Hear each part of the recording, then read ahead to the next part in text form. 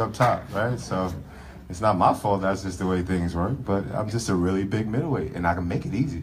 This camp for me was the easiest. A big shout out to Chris Algieri. This camp was the easiest that I've made 160. I was able to have breakfast the morning of the weigh-in. I was able to feel good and feel strong. I can't help it if I'm a big middleweight. But that's not an excuse for anyone.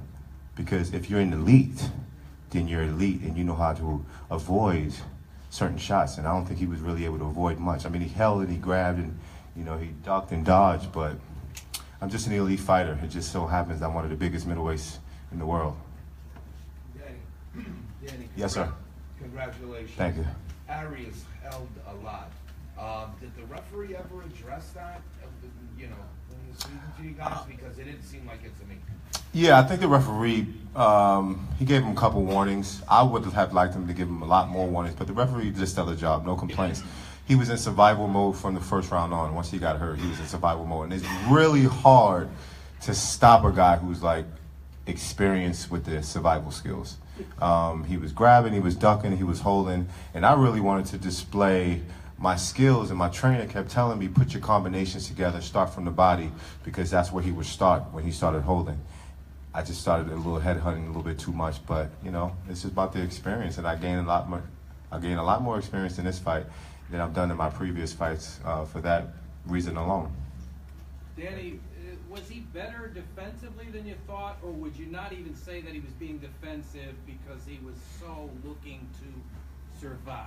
How do you see Yeah, I don't think it was, because when you know, there's a difference from being defensive and trying to really survive. I mean, he swayed a couple punches, but like I said, I was really aiming to get the knockout. So at times it seems as if I was swinging and missing is because I was really anxious. But I don't think he was the best defensive guy that I fought.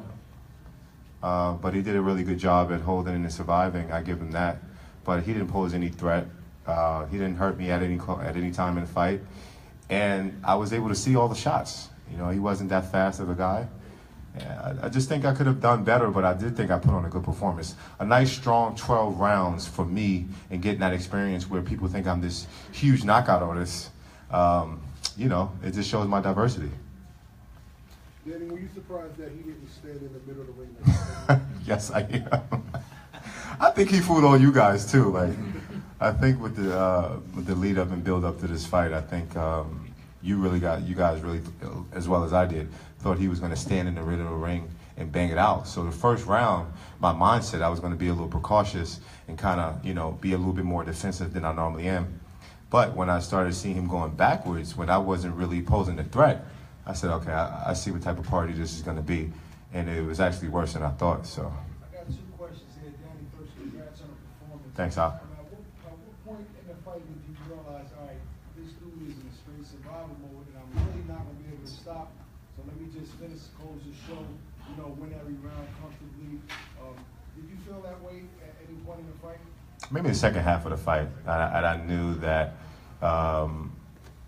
because I thought that him being inexperienced and going 12 rounds, that I might get him in the 11th or 12th or 10th round in the championship rounds.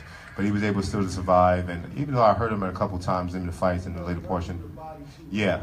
And that's credit to my trainer. He told me to go down to the body, because every time I go for the head, the guy ducks down and holds, and you know, he just had survival skills. I mean, there's nothing I can say about it. I mean, it was just a learning experience. My second question is for Eddie. What do you think of Danny's performance? You know, you've been working with him with this first fight. I think it was a masterclass. I think he was trying a bit hard too early. There's a lot of pressure on him tonight, and I know that he says a great line at the press conference, it's not my first rodeo, which is true, but also, you know, he wants to impress, he was keen to impress, and I think if Arias would have boxed the fight that he said he was going to fight, you would have seen a different performance. But what you saw was a masterclass from an elite middleweight, and this game is very tough, so to come out 12 rounds unscathed, really untouched, unmarked, and making a lot of money is really what this game's about. It's a very, very tough sport, and these fighters deserve every dollar they get, and they need to know exactly what the plan is. And the plan tonight was 12 rounds, win every round, have a couple of weeks off, back to the gym. And that's what it goes. Bank the performance, bank the money, move on to world titles. That's what it's all about. It's a very, very professional performance from Danny against a good young fighter. You know, I mean, I think he realised that he was a bit out of his depth during the fight, but you know he's a good young fighter, Luis Arias. But Yeah. what you saw was an elite middleweight. So I saw what I knew, which is Danny Jacobs is one of, in my opinion, the best middleweight in the world, and you'll see his level rise as you do always when he steps up against the even better guys.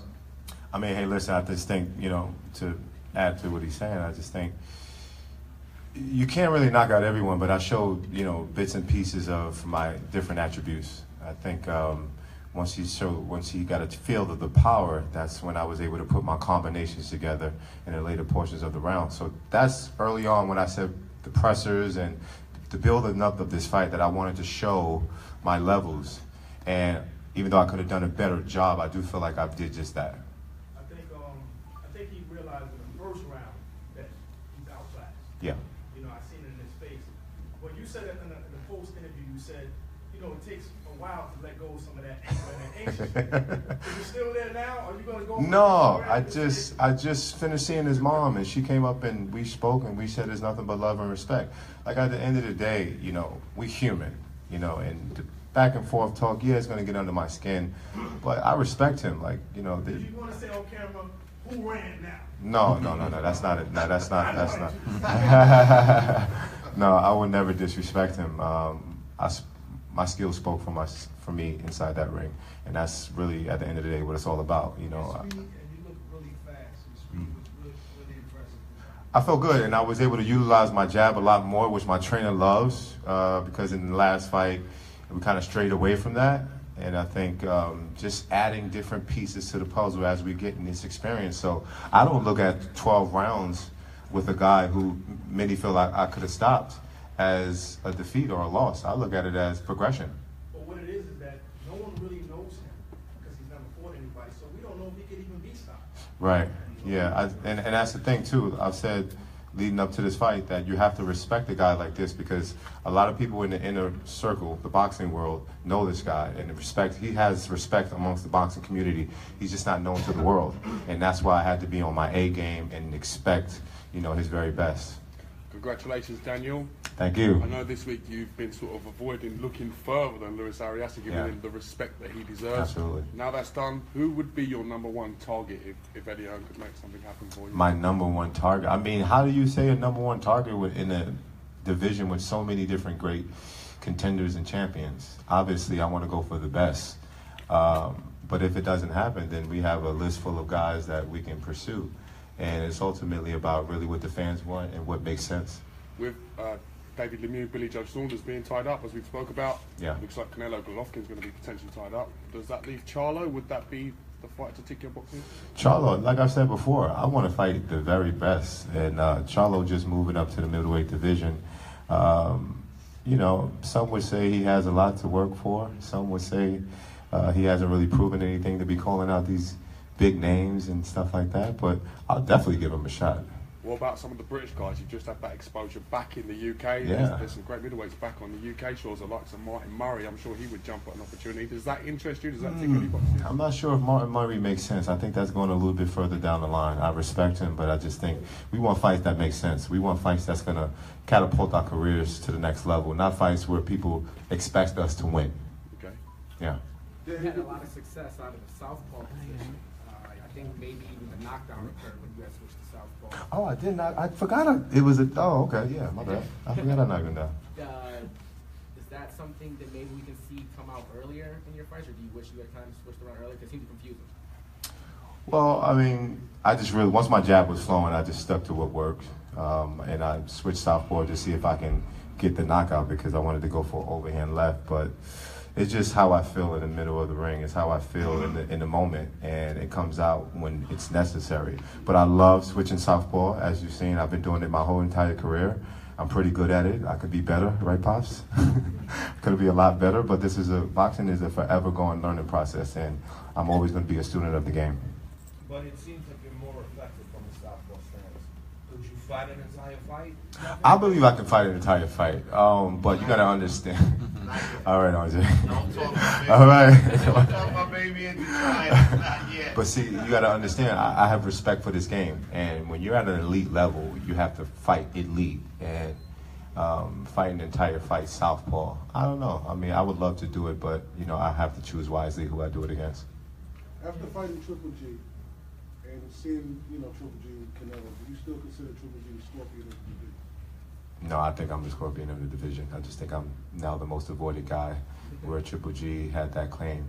But like I said before, my job is really to continue that ladder, because I don't cry over spilled milk, and I hate talking about, I felt like I won the fight, I felt like, and then people, you know, it's just a forever going argument. But I'm going to continue. Now that I have this new chapter, I'm in a great position. You know, we're chasing these guys, but we don't need these guys.